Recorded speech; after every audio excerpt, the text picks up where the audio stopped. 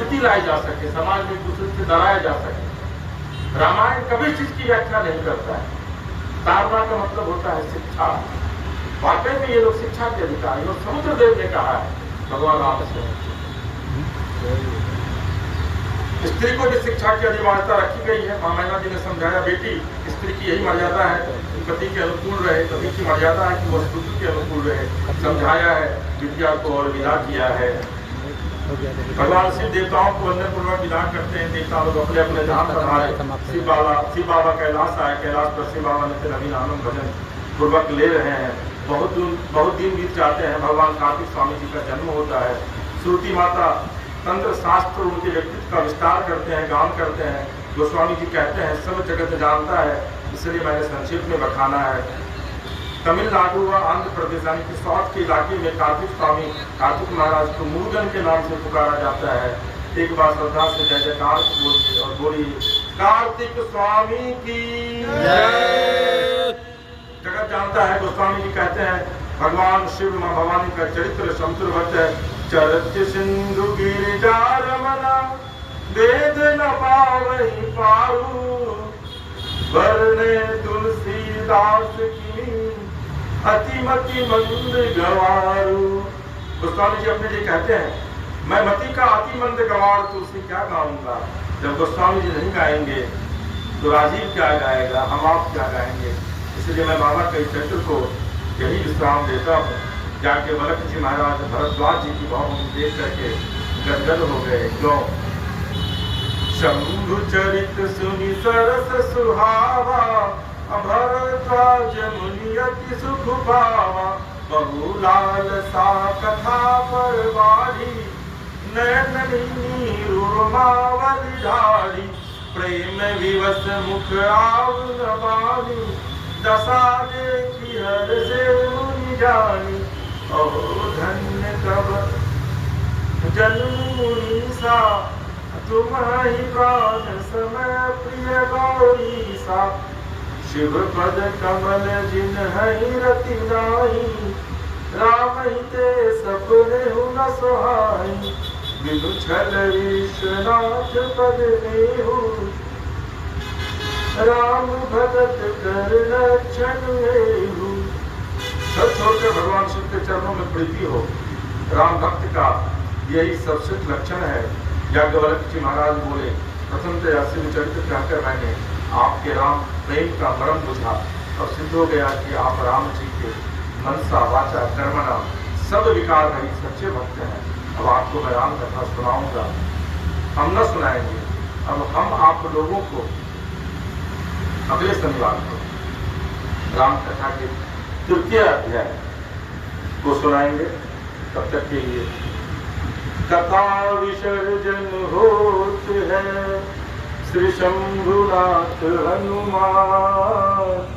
राम लखन सीता सहित सदा करहु कल्याण। बोलिए राघवेंद्र सरकार की जय। बोलिए श्री हनुमान जी महाराज की जय। पूज्यपाद गोस्वामी तुलसीदास जी महाराज की जय। सद्गुरुदेव भगवान की जय। ओम नमः पार्वती पतये हर हर महादेव। श्री सीता से मां कौशल्या के गर्भ से तो सिर्फ 2 ही बार बंद कमरे में जब एक अलौकिक प्रकाश निकलता है, जब प्रभु का जन्म हो रहा है, 6 तारीख को है रामनवमी के दिन 12 बजे 3 मिनट, उस समय प्रभु का विकराल रूप आता है। सिर्फ उसी समय भगवान दर्शन देते हैं मां कौशल्या को, फिर दर्शन नहीं देते हैं, फिर बच्चे की तरह ही जाते हैं, पुत्र की तरह। तो यहाँ पर शिव के उस स्वरूप का दर्शन करती है मां मैना, जिस स्वरूप के दर्शन के लिए लाखों लाख करोड़ों वर्ष तक ऋषि मुनि जो है वो तपस्या करते रहते हैं। तो समझिए कि शिव की सुंदरता कितनी होगी। हम आप जो शिव जी की मूर्ति बनाते हैं, राम की मूर्ति बनाते हैं, ये ईश्वर का मानवीयकरण रूप है। तो हम आप जब इतनी सुंदर परिकल्पना करते हैं तो जो वाकई में शिव होंगे वो कितने सुंदर है ना। जब मानव इतना सुंदर होता है, इसकी रचना भगवान करते हैं। भगवान के पास करोड़ों हजारों करोड़ सेप है, उस सेप को देखिए सब किसी का चेहरा मिलता नहीं है, और उसमें कुछ कितने दिव्य सुंदर होते हैं। तो समझिए जो स्वयं भगवान होगा वो कितना सुंदर होगा। गोस्वामी जी कहते हैं कोई संशय नहीं करेगा, ब्याह अभी हुआ ही नहीं, और अच्छा उस शादी में गणेश जी भी है, गणेश जी भी उस शादी में आते हैं, तो लोगों को लगता है कि भाई गणेश जी कहाँ से आ गए। उसी में तुलसीदास जी लिखते हैं वक्रतुंड महाकाय सूर्यकोटि समप्रभ निर्विघ्नं कुरु मे देव सर्वकार्येषु सर्वदा। तो स्वामी जी कहते हैं कोई संशय नहीं करेगा, ब्याह हुआ नहीं तो गणेश जी कहाँ से आ गए। गणेश जी शाश्वत है, देव संशय नहीं। विवाह की जो श्रुति परंपरा है मुनियों ने सब करवाई। हिमाचल राज को जलपूष सब दिया गया, संकल्प हुआ। अभी हिमाचल राज ने माँ भवानी के कर कमल को शिव जी के कर कमल से समर्पित किया। बाबा यज्ञवल्लभ जी ने यहाँ बोलते हैं पानी ग्रहण जब किन्न महेशा हर से तब सकल सुरेशा वेद मंत्र मुनिवर उच्चरहि जय जय जय शंकर सुर करहि। कन्यादान के पश्चात हिमाचल राज ने बहुत सारी सामग्री, अनेक गौ माता, अनेक हाथी, अनेक घोड़े दक्षिणा स्वरूप भेंट किया, बहुत कुछ दिया। हिमाचल राज हाथ जोड़कर बोले हे बाबा शिव मैं आपको क्या दूं, आप तो स्वयं पूर्ण के काम है।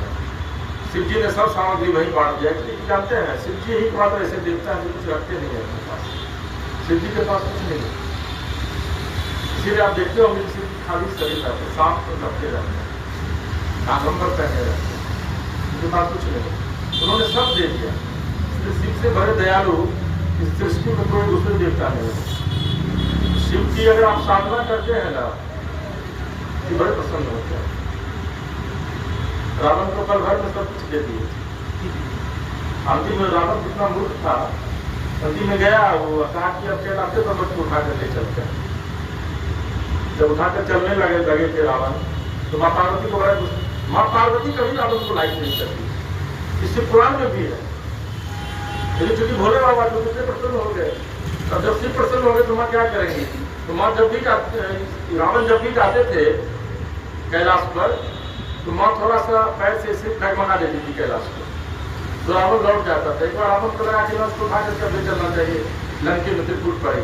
तो जैसे ही उठाया भगवान मुस्कुराए और सिर्फ महादेव अपने अंगूठे से थोड़ा सा दबाए थे कैलाश को, तो रावण को तो ये अनुमान था कि बहुत ताकतवर है, उनका हाथ दब गया था गले। उसी समय वो शिव तांडव स्तोत्र रचता है जटाट वीतल चलता, फिर प्रभु शिव अपना पैर हटाते हैं, तो फिर रावण अपना पैर शिव अपना हाथ बाहर निकाल देता है। तो फिर पता चला कि रावण को उसके पास कुछ है ही नहीं, कोई ताकत नहीं। तो शिव जी ने सब सामग्री वही बांट दी। जनवासी पधारे, भोर वेला हुई, विदा अवसर आया। हिमाचल जी ने जैसे बाबा से विनय किया तो वैसे मैना जी ने हाथ जोड़ कर कहा प्रभु उमा हमारे प्राण के समान प्रिय है, इसको अपनी सेवा में रखिएगा। बाबा मेरे अपराध को क्षमा करिएगा, मैंने जो कुछ आपके साथ किया वो मेरे प्रति रखिएगा, विद्या के प्रति नहीं। इसी बाबा सासू मैया का भी परितोष कर विदा चाहते हैं। मैना जी विद्या को शिक्षा देने लगी, बेटी सदा शिव जी के पद की सेवा करना, स्त्री के लिए पति से बढ़कर कोई दूसरा देवता नहीं है। नारद जी ने बताया था पिछली बार वाली कथा न दोहराई जाए, जो सती शरीर में हुआ, बेटी हुआ अपराध फिर न बन जाए। माँ ने समझाया, बड़ा ही प्रेम सखियों से मिलकर पार्वती मैया पुनः मैना जी से मिलने गई। माँ मैना ब्रह्मा जी से पूछती है स्त्री को आपने क्यों बनाया, इसको सदैव परवश में ही रहना पड़ता है, लेकिन स्त्री के जीवन में एक बहुत बड़ा सुख किया है कि जब वो परवश रहती है तो आंतरिक स्वतंत्रता रहती है और मर्यादा की पुष्टि होती है। स्त्री यदि मर्यादा से चूक हुई या स्वच्छंद हुई तो पूरी सृष्टि स्वच्छंद हो जाती है। इसमें समुद्रदेव ने कहा था ढोल गवार सूत्र पशुलाय सकल तारना के अधिकारी। देखिए यहाँ पर तुलसीदास की इस व्याख्या को लेकर के समाज में गलत तरह की अपभ्रंश तरीके से जो है उसको लोगों ने समाज में फैलाया था कि भाई तुलसीदास जी लिखते हैं कि ढोल गवार शूद्र और जो पशु है वो नारी के समान है, उसको तारना मतलब उसको प्रस्तुत कीजिए। ये पूरे तरीके से गलत है। यहाँ पर समुद्र देवता ने कहा है, जब भगवान राम समुद्र देव से रास्ता मांगते हैं और जब समुद्र देव नहीं देते हैं और जब भगवान राम को थोड़ा क्रोध आता है और जब समुद्र प्रकट होते हैं तब समुद्र देव कहते हैं प्रभु से देखिए साफ लिखा है, समुद्र देव ने कहा, ढोल गवार शूद्र पशु नारी सकल तारना के अधिकारी। ये लोग शिक्षा के अधिकारी हैं। तारना का मतलब यहाँ होता है शिक्षा, लेकिन कुछ लोगों ने गलत तरीके से इंटरप्रेट कर दी, व्याख्या उसकी कर दी, ताकि समाज में जो है वो विकृति लाई जा सके, समाज में एक दूसरे से डराया जा सके। रामायण कभी चीज की व्याख्या नहीं करता है। तारना का मतलब होता है शिक्षा। वाकई में ये लोग शिक्षा के अधिकारी, और समुद्र देव ने कहा है भगवान राम से, स्त्री को भी शिक्षा की अधिमानता रखी गई है। मां मैना जी ने समझाया, बेटी स्त्री की यही मर्यादा है कि पति के अनुकूल रहे, पति की मर्यादा है कि वह स्तुति के अनुकूल रहे। समझाया, देव धनुज नर नाग मुनि अकोन में जनहार। मेरे भाग्य में जब यही लिखा है तो जो किसी को दोष लगाती है, ध्यान रखिएगा, न कोई किसी का ब्याह कराने वाला है, न कोई किसी को दुख देने वाला है। मां ने कहा, कर्म लिखा जो बाउर नाहू, तो कत दोष लगाई खाऊ। तुम सन मिटहि की विधि के अंका, मातु व्यर्थ जन लेहु कलंका। मां ब्रह्मा जी की लेख क्या हम आप मिटा सकती है? नहीं। तो जो कलंक लेती है, सुख तो सुख, दुख तो दुख, सुख दुख का संबंध हमारे मन से है। एक ही स्थिति किसी को सुखी करती है, वही स्थिति दूसरे को दुखी कर देती है। लक्ष्मण भैया ने कहा है, काउन को सुख दुख करता था, निज कृत कर्म भोग सब भ्राता। जोग वियोग भोग भल मंदा, हित अनहित मध्यम भ्रम फंदा। मुझे उन्होंने दुखी किया, मुझे उन्होंने दुख दे दिया। कोई किसी को दुख नहीं देता है, अपना कर्म भाग्य हमको सुख दुख देता है। हम जो करते हैं उससे हम सुखी होते हैं, और हम जो करते हैं हम उससे दुखी होते हैं। मेरी माँ भवानी ने कहा, मेरे भाग्य में यही लिखा है, तो क्यों किसी को दोष लगाती है माँ? उसे संत ने लिखा है, कर्मा की रेखा न्यारी, विधना टारी न करे। लख घोरा लख पाल की, सिर पर छत्र गिरे। माँ ने कहा, कर्म लिखा जो बाउर नाहू, कौ कत दोष लगाए काहू। मैना जी शांत हो गई। उसके बाद जब पता चल गया तो नारद जी मुनियों को लेकर आए, मैना जी से मिले। मैना जी, आप रानी होकर इतना दुखी क्यों है? नारद जी, आप हमसे बात भी न करिए, आपने मेरी बेटी को ऐसा बर बताया। और जो मैना जी से बन कर वो नारद जी को सुनाती है। नारद जी ने कहा, मैना जी, आपकी बेटी मात्र आपकी बेटी नहीं है, यह सारे जगत की माँ है, यह आद्य शक्ति है, यह जगदम्बा है, यह भवानी है। अभी नहीं, सदा सर्वदा शिव जी की पावन निवासिनी है माँ अंबिका। इसलिए ही तो मैंने नामकरण किया था, आप समझी नहीं। एक बार माँ की जय जय बोलिए, भवानी मैया की जय। वो सृष्टि की जननी है, आपके पुण्य के प्रताप से आपकी दो जन्म लेकर आपको धन्यता प्रदान करने आई है। वो इस जन्म में नहीं, पिछले जन्म में भी इनका सत्य स्वरूप था। दक्ष की पुत्री होकर शिव जी का धार्मी बनी, भगवान को आके दंडकारण्य में देखा, शिव बाबा के वचनों पर विश्वास नहीं कर पाई। फिर भगवान की परीक्षा ली, वहां सीता जी का वेश पकड़ा। शिव जी ने जब जाना तब बाबा भोलेनाथ ने मन से इनका त्याग कर दिया। तब पिता के घर गई, योगाग्नि में अपने को प्रवेश कराई, और आपके पुण्य से आपकी पुत्री होकर यह आई है। ये जगदम्बा है, इनकी वंदना करिए, सदा सर्वदा शिव जी की प्रिया है। मैना जी तो शांत हो गई। पार्वती माता जी की जो खास सहेलियां थी, वो पार्वती जी के पास जाकर बोली, उमा, इतना कठोर तब इसी बमबोला के लिए क्या करती हो? क्या सुझाव है तुमको? कैसी बुद्धि है तुम्हारी? सच्चों की अपनी भाषा होती है। देखिए, जिसका जितना प्रेम होता है उस स्तर की बातचीत भी होती है। कई लोग आपस में बातचीत करते समय गाली गलौज करते हैं, दूसरा सुने तो उसे बटा लगता है। जहाँ अधिक प्रेम होता है वहाँ क्या निकलता है या नहीं, कहाँ से निकलता है, इसका ध्यान होता है, क्या निकलता है, ध्यान नहीं होता है। एक बार कथा क्रम में कहा गया, चंद्रमा को भगवान शिव ने शरण दिया तो आकर वह शिव जी की खोपड़ी पर बैठ गया। किसी भाई ने कहा कि भाई महाराज, शिव जी के मस्तक को उस कथा में खोपड़ी क्यों कह दिया गया?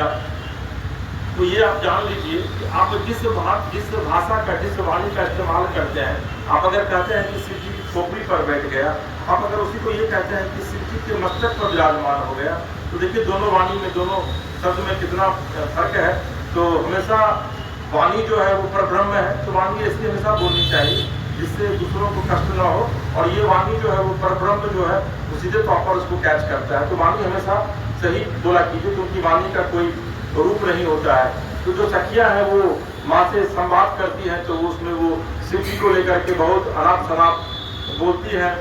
और उसको उसके बाद जो है वो माँ जो है वो कहती है अपने सखियों से, माँ सखी कहती है कि देखो तुम लोगों को अगर इसी में आनंद आ रहा है, इसमें मैं कुछ कर नहीं सकती हूँ, लेकिन मेरे शिव जिनको पाने के लिए मैंने 3000 साल तक सिर्फ बेलपत्र खाकर तपस्या की है, उनका स्वरूप कैसा है और वो क्या है वो सिर्फ मुझे पता है। इसके बाद जो है वो शादी विवाह का जो प्रॉपर स्वरूप है वो शुरू होता है। लेकिन इस बीच में एक प्रसंग और है कि शादी करने से पहले जब शिव जी का वह स्वरूप था जिसको देख करके सब लोग डर गए थे, तो भगवान कहते हैं, भगवान हरि यानी कि राम कहते हैं शिव जी से कि प्रभु अब तो सब लोग डर गए आपके स्वरूप को देख करके, अब तो कम से कम आप दूल्हे के रूप में आ जाइए। उसके बाद फिर शिव इतने सुंदर स्वरूप में आते हैं जिसका वर्णन तुलसीदास ने कहा है कि उसका वर्णन क्या ही नहीं जा सकता है। शिव के सुंदर स्वरूप का वर्णन, उसकी व्याख्या की ही नहीं जा सकती है कि शिव कितने अलौकिक रूप में फिर आते हैं। और जब अलौकिक रूप में आते हैं तो उसके बाद फिर जो माँ मैना है वो परम प्रसन्न होती है। हिमांचल जो है वो देखते आघाते नहीं, और माँ मैना की जो पलकें हैं वो झुकती ही नहीं है शिव जी को देख करके। देखिए अब से थोड़ी देर पहले यही मैना माँ है जो रो रही है कि कैसे पति मेरी पुत्री को मिल गए, और अब यही मैना माँ है जो शिव जी के अलौकिक स्वरूप को देख करके उनकी पलकें जो है वो झुक रही है। यही देखिए, यही शिव की कृपा है, यही शिव की कृति है, और यही शिव का रहस्य है जिसको समझना बड़ा मुश्किल है। बड़े बड़े वेद, बड़े बड़े ऋषि मुनि, बड़े बड़े संत इस चीज को नहीं समझ पाते। प्रभु का जो वास्तविक स्वरूप है उसको नहीं समझ पाते हैं। गोस्वामी तुलसीदास जी ने भी कहा कि राम के वास्तविक स्वरूप का दर्शन मुझे भी नहीं हुआ। गीता में कृष्ण माता कुंती को अपने वास्तविक स्वरूप का दर्शन नहीं कराते हैं। वास्तविक स्वरूप का दर्शन सिर्फ अर्जुन को होता है युद्ध भूमि में। भगवान राम जब जन्म लेते हैं मां कौशल्या के अंत से, मां कौशल्या के गर्भ से,